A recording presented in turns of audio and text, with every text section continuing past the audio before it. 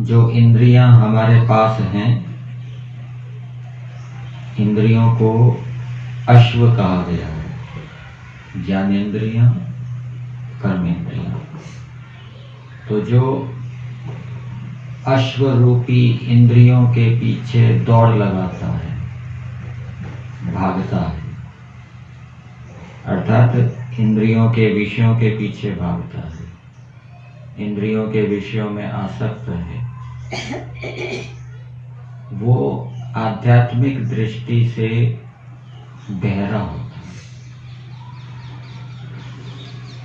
उसको आध्यात्मिक प्रवचन, आध्यात्मिक सत्संग अच्छे नहीं लगते।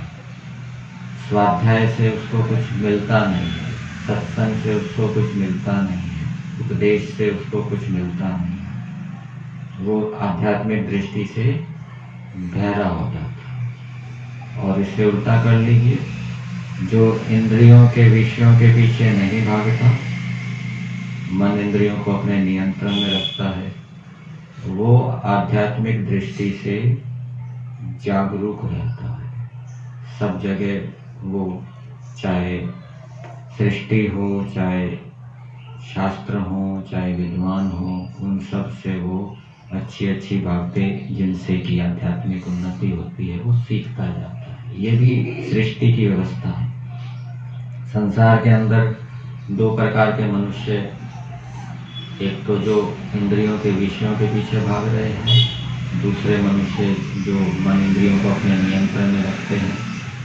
तो उनकी व्यवस्था कैसी है, सृष्टि की व्यवस्था कैसी है, उसके विषय में बताया गया। यदि एक इंद्रिय का भी मनुष्य के जीवन के ऊपर राज्य होता है तो मनुष्य का जीवन अपवित्र हो जाता है, दुखी हो जाता है। और यदि 10 इंद्रियों का राज्य मनुष्य के ऊपर हो तो उसका जीवन अत्यंत पवित्र, महादुखी हो जाता है।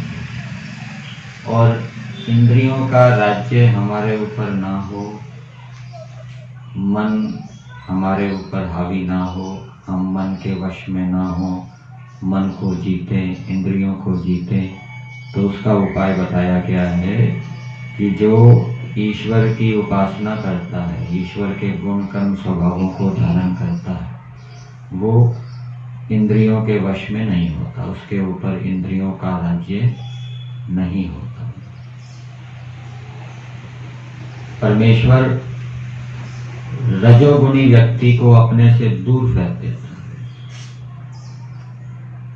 परंतु जो सात्विक व्यक्ति है, ईश्वर की आज्ञा के अनुकूल चलता है, ईश्वर उसके जो पाप वृत्र है, पाप रूपी जो राक्षस है, उसके सिर को कुचल देता है। ऐसा वेद के मंत्रों के अंदर बताया गया था। तो जो उसके पाप के संस्कार हैं, ईश्वर उसके नष्ट कर देता है। जैसे जैसे व्यक्ति वेदों की आज्ञाओं का पालन करता है, वेद के अनुकूल चलता है, उसके जो पाप हैं वो नष्ट होते जाते हैं, उसका जीवन पवित्र होता जाता है।